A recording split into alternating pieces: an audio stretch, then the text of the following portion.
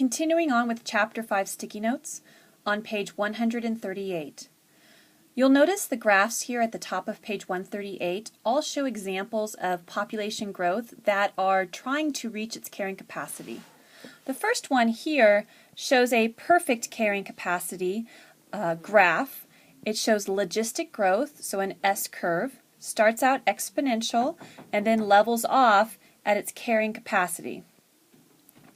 The next picture here shows a beetle that is kind of going above and below and above and below, and finally over many generations will reach its carrying capacity over time. This next one is similar with the mite, but this last one shows a reindeer that went way above its carrying capacity because of the lack of predators. The wolves on this island were killed off, and so they had no predators to limit the population, and so they reproduced, and then they ran out of food, and their whole population crashed. And so this one never really reached a carrying capacity due to the lack of predators.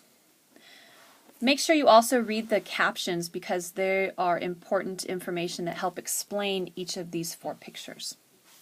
On the bottom of 136, there's a difference between density independent factors and density dependent factors. So these are limiting factors that limit the size of a population. And independent factors have nothing to do with the size or the density of the population. Things like fires and floods and hurricanes and tornadoes or a landslide. They can wipe out a population, and it has nothing to do with how big that population is. In contrast, the density dependent factors are dependent on the size of the population and will limit it because you might run out of food, you might run out of shelter, you might run out of mates, or a lot of predators move in because there's a lot of food. On page 139, we have here the R-selected versus K-selected species. And R-selected species are mainly your prey species. They're going to have a small size. They might be like rats or mice or bunnies. They're going to develop fast, short-lived, lots of offspring, very little parental care. All of your plant seeds are going to fall in this category. Whereas K-selected species are kind of the opposite, usually larger, slow development, long-lived, parental care. So usually your top mammals or fish are going to be K-selected. Mostly mammals, not so much fish. So we are K-selected.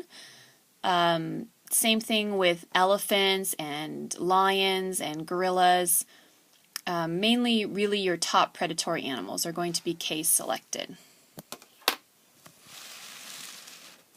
Turning the page to 140, talks about climate change and its effects on Monteverde. It's an interesting article, but nothing that you need to know for your test. Page 142 has some examples of economic factors in preserving species and communities, and make sure that you know the definition of ecotourism for your test. And that's the end of Chapter 5.